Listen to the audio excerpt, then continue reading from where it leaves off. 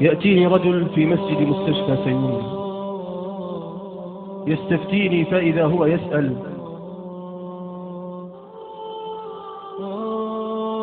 يا شيخ، ما حكم الإقسام على الله؟ أريد أن أقسم على الله. فاسترعبني الكلام واستعظمت الفتوى، فقلت: يا هذا، العلماء يقولون الإقسام على الله على قسمين: إن أقسمت على الله من باب الإدلاء بعملك وأنك أنت وأنت، فهذا خطير. رجل قال: والله لا يغفر الله لفلان، فغفر الله لفلان وأوبق دنياه وأخرى.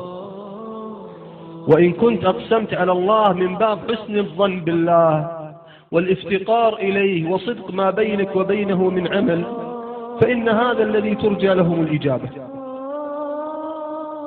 فدارت دمعته في عينه وقال: إذن لن أقسم على الله، لأني أخاف أن يردني الله فأعلم أنه ليس لي مكانه عنده. وذهب. وبعد يومين جاءني في نفس المكان ووجهه يمتلئ بالبشر: يا شيخ، السؤال الذي سألتك إياه تذكرني؟ قلت: نعم. قال: أخذت بفتواك ولم أقسم على الله، لكني سجدت من بعد صلاة العشاء إلى الفجر.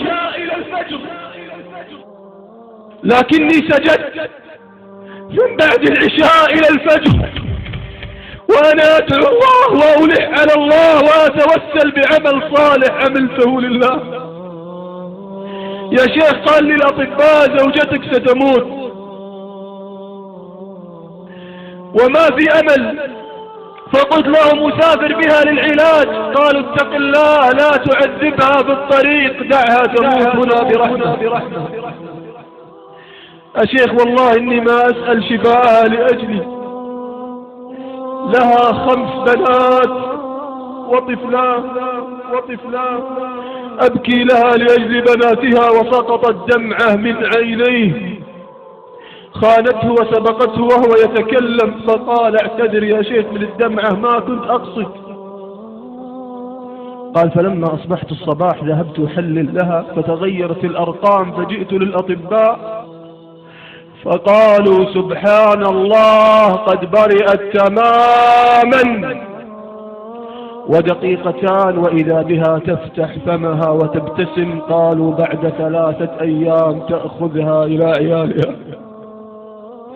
بعد 3 أيام تأخذها إلى عيالها.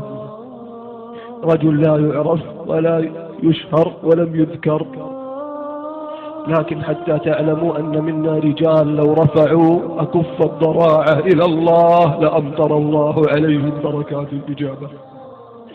لكني نعلم أن في الزوايا خبايا وفي الرجال بقايا، ومنا من لو أرسل سهم الدعاء لأصاب به كبد الإجابة. وعظموا في الله الرجاء وأخلصوا لله الدعاء، واسألوا الله سبحانه وتعالى من واسع العطاء، فإن ربنا سبحانه وتعالى لا يتعاظمه شيء أعطاه.